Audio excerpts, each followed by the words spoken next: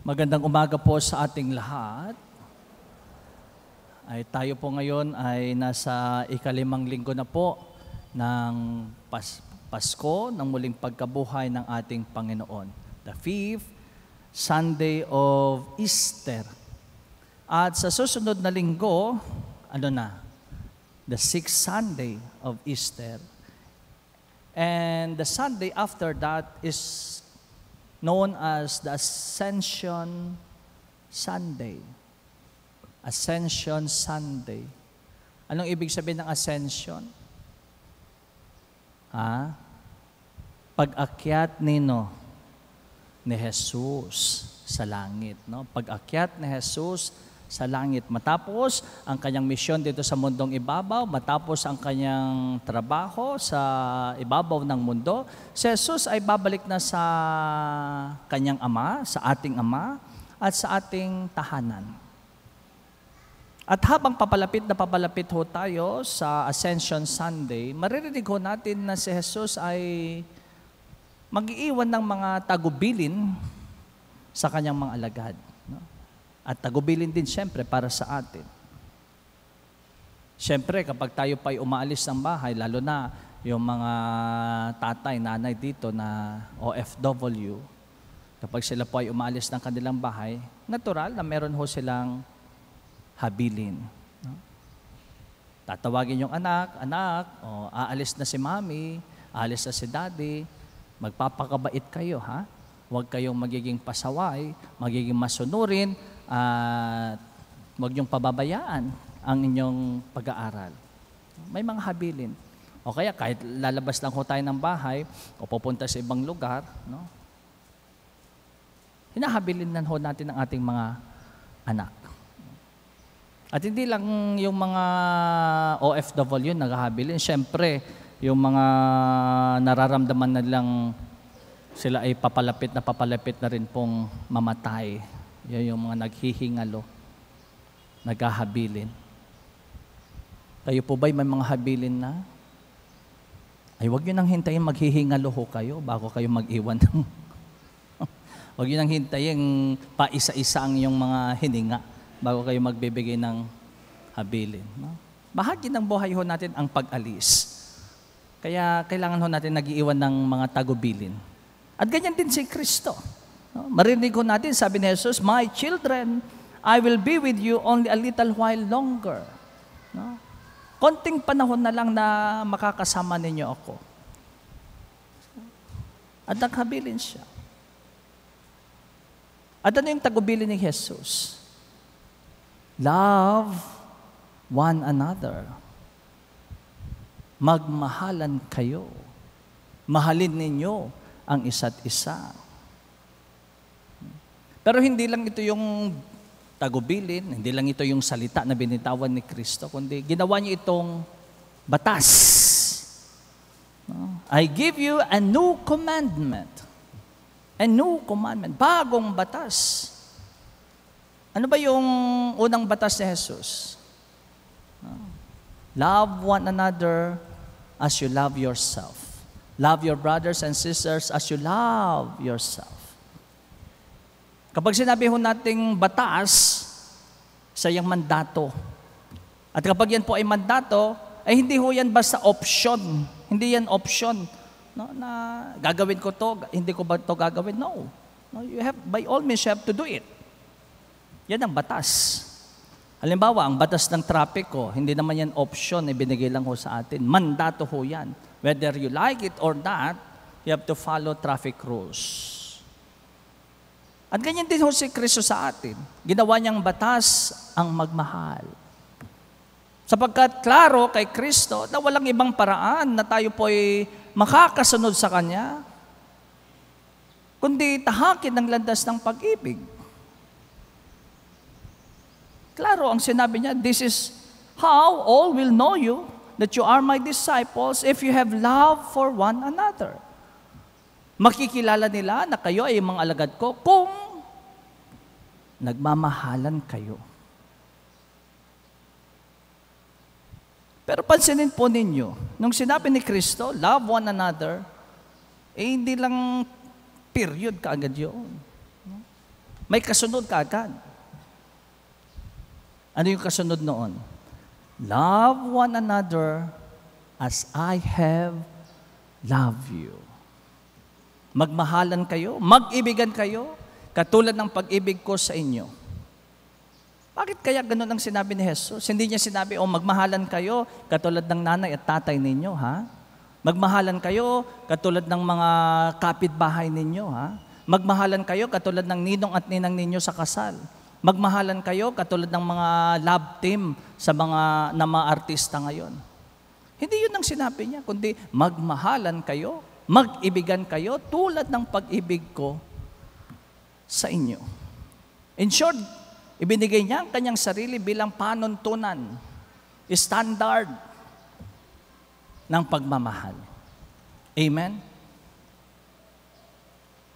So para maunawaan ho natin kung bakit yun ang sinabi ni Kristo, kailangan mo nang maunawaan ho natin paano ba magmahal ang Diyos at ang tao. Ibang-iba kung magmahal ang Diyos, ibang-iba kung umibig ang tao. Ang tao, kapag nagmamahal ho yan, ang pinagagana niya madalas ay, feelings. Feelings, pakiramdam. Nararamdaman ang pag-ibig. Anong mahirap sa feelings? Anong mahirap sa pakiramdam? Ang feelings po, mga kapatid, ay nagbabago. Hindi ho yan stable. No? Masaya ka kaninang lumabas ka ng bahay, tuwang-tuwa ka. Pero pagpasok mo dito, bigla kang nabwisit kasi nakita mo yung kapitbahay mo na ayaw magbayad ng utang. Ganyan ang feelings, nagbabago. Kapag tayo po ay gutom, kapag tayo po ay pagod, tayo po ay naiirita. Madali ho tayong nagagalit, di ba? Pero kapag tayo po ay nakakain na, no? Lalo na ng mainit na kanin, mapaso-paso pang bibig ho natin. Kapag tayo po ay nakakain na, nabusog na ho tayo, yung galit ho natin, yung pagkainis ho natin ay nawawala. Because feelings are not permanent. Feelings change. Nakangiti ka sa akin ngayon, pero mamaya, kiss of peace, matanaw mo yung nang chichismis sa'yo, ay mabibwisit ka na naman. Feelings kasi. At kung feelings, ang pinagpagana ho natin sa pagmamahal, ibig sabihin, ang pag-ibig ho natin ay nagbabago. Kaya nga kapag ako'y nag-interview ng mga bago ikakasal, yung canonical interview, isa sa mga tinatanong ko ay, syempre tinatanong ko, bakit mo siya pakakasalan? Ginagawa ko to individually para walang no cheating. Mag-isa-isa ho sila. Kapag tinatanong ko, bakit mo siya pakakasalan? Mahal ko po, Father. Tapos susundan ko yan ng tanong, ito naman ang pagmamahal sa'yo.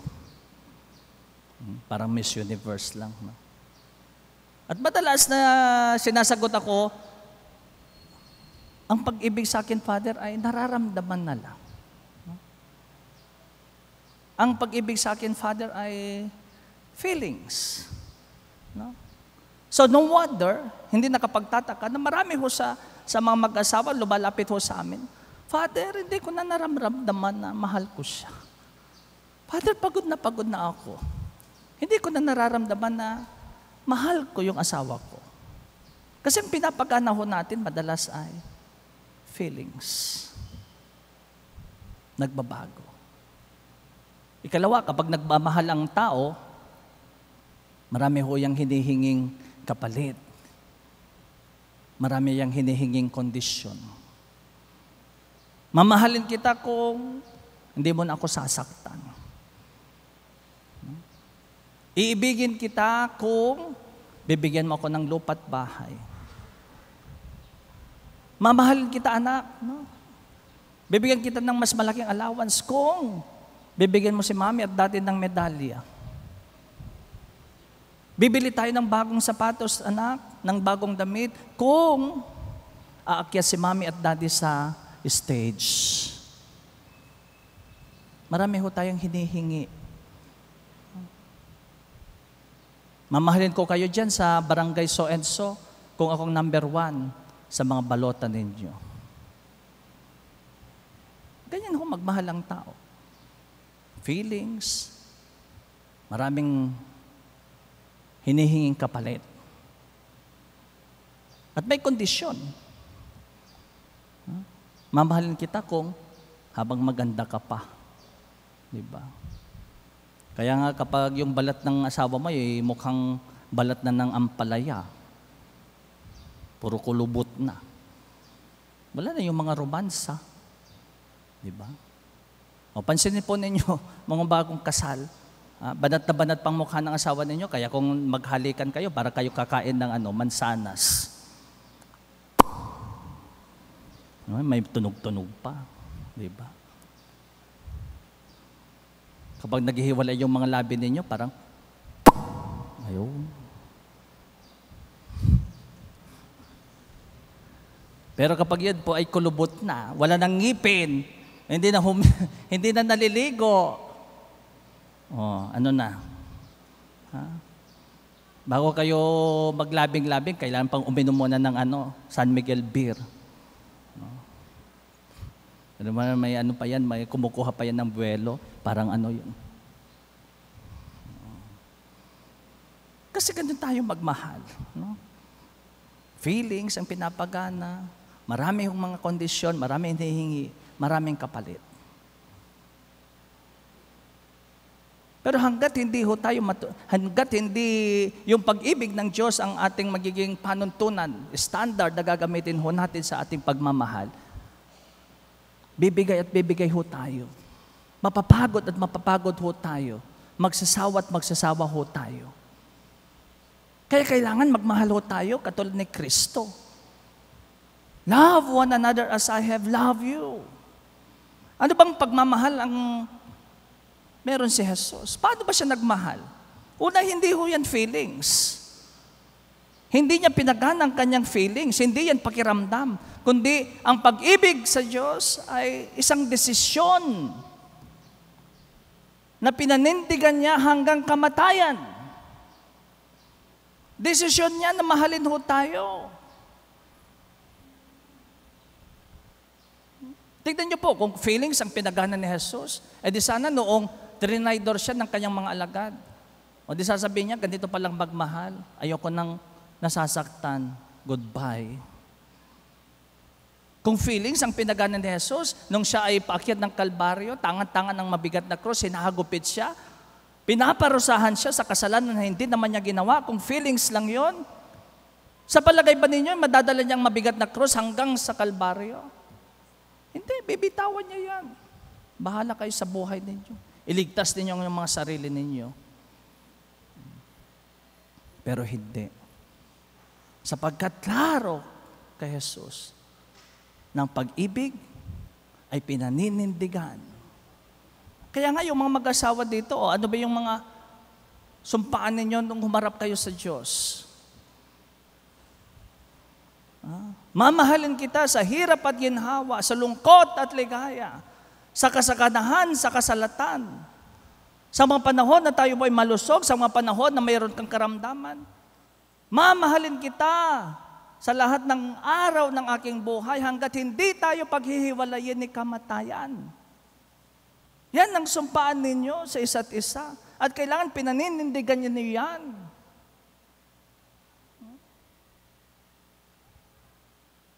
Si Jesus hindi yan humihingi ng kapalit. Nung nang mahal ang Diyos, anong sinabi niya? Mamahalin ko kayo, maging sino man kayo. Mamahalin ko kayo, period. Kasi kaya feelings lang ho tayo, di ba? So madalas, ang tingin ho natin sa pag-ibig ay pagmamahal ay parang pagsakay sa jeep. Di ba? Ang pag-ibig ay parang pagsakay sa jeep. Wala, hindi to mga millennials, hindi to mga Gen Z. Hindi kayo marunong. Bakit? Gumano naman kayo. Ulitin ko ha. Ang pag-ibig ay parang pagsakay sa jeep. madalas hindi nasusuklian. Diba? Kaya kung hindi na tayo sinisuklian, hindi na natin nakukuha ang gusto ho natin, goodbye, hiwalay na tayo. Hindi ganun ho ang Diyos. Hindi yan naghihintay ng kapalit. Lagi nating sinasabi, Father, kasi siguro kinuha ng Diyos ang aking asawa kasi kapalit ng mga grasya na ibinigay niya sa akin. Kaya siguro kinuha ang anak ko kasi kapalit yun ng biyayang natanggap namin, Father. Hindi ho ganun ang Diyos. Kapag magbigay ang Diyos, yun na yun. Susuklian mo man yan, gagantihan mo man yan, hindi yan naghihintay ng kapalit. Amen? Sesegue lang ho ako, ha? Ngayon po, nagkakaroon ho tayo ng mga formation para sa ating mga bata, katesismo ng mga bata, kasi bakasyon. Pero ayaw ho nating sayangin ang oras ng ating mga bata. Pero tinuturuan ho natin sila ng ating pananampalataya. Ina-explain natin sa kanila ang ating pananampalataya. Para sa ganun, hindi naman silang lalaking ignorante sa ating pananampalataya. Amen? Sa kasalukuyan, meron tayong 240 children who are undergoing catechism classes sa iba't ibang bahagi ng ating parokya. No? At magtatapos po ang catechism classes ng mga bata, kailan? May 31. No, ito po ay culmination ng tinatawag ko nating Flores de Maria o Flores de Mayo. No? At sa May 31, sa pagtatapos ng ating mga anak, bibigyan ho natin sila siyempre ng gantimpala. No? Kasi nagtitis silang init-init ho. At ang naisip ho natin gantimpala para sa kanila ay itong, ayun, ano to? School supplies. Meron ho diyang Crayola, meron hong lapis, may ballpen, may papel. Ayan, gagamitin ho nila ito sa susunod ng pasukan. No? Pero, kailangan natin siyempre ng tulong po ninyo. Upang sa ganon, ay makakabili ho tayo ng gift packs, supplies, no? Para ibibigay ho natin sa ating mga bata na magsisipagtapos ang kanilang catechism classes. Magkano ho ang value ng buong pack? 250 pesos lang. Oh, cheap, no? Mas mahal pa yung load mo. Mag-load ka by the 1,000. Okay? 250 lang. So kami pa humihingi sa inyo ng tulong na sana po ay tugunan po ninyo itong proyekto ho natin. No? Yan po ang magmahal. No? Ang magmahal, mga kapatid, ay hindi ho kumikilala. Hindi natin sasabihin na, magbibigay pa ba ako? Kaano-ano ko ba yung mga bata na yan? No? Magbibigay pa ba ako? Hindi ko naman sila anak. Hindi ho ganun. No? Ang pag-ibig, parang pag-ibig ng Diyos. Kahit sino. Amen? Maging sino ka man. Kaya tayo po mamaya, may mga nangongolekta. Yung mga blue ladies ho natin, ayan. Yung mga banal na hold-upper ho natin. Doon. Sa kanila nyo iabot yung 250 po ninyo. Pero kung gusto po ninyong tumulong pa ng mas maraming bata, syempre we have 240 pupils o children, hindi ho kasya yung isa lang. Kailangan, syempre, at least man lang 2 o hanggang 4. Ayan. Diba? Iabot nyo po sa kanilang yung tulong. Pero kung gusto nyo naman na kayo po mismo ang bumili, ayun, punta ho kayo ng Divisoria at kukuha ka kayo ng mga school supplies. Pero napakainit po ng panahon. So, para hindi na ho kayo mapunta pa ng ayan, iabot na lang ho natin sa ating mga collectors. Okay? Para, kung gusto nyo naman, idaan yan sa opisina, pwede din po yan para maresibuhan. No? Today, hanggang before May 31, tinatanggap po ang ating mga donations. Amen? Yan po mga kapatid ay pagsasabuhay ho natin ng tunay na pagmamahal. Amen? Ang sabi nga ni Kristo sa atin, the measure of love is to love without measure. Ang sukatan ng pag-ibig ay pag-ibig na hindi nasusukat. At sabi ho sa atin ni Mother Teresa, give till it hurts and it hurts no more. Ayun, hanggang maging lifestyle na natin na yan.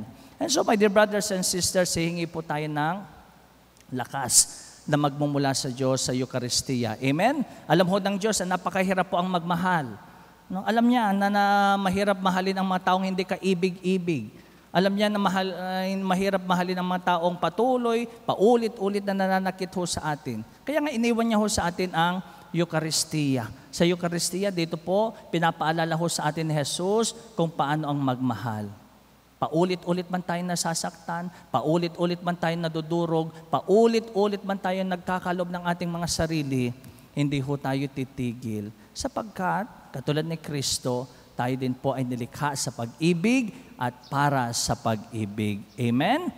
Nawa, tayo din po ay makapagmahal sa isa't isa, katulad ng pag-ibig ni Jesus sa ating lahat.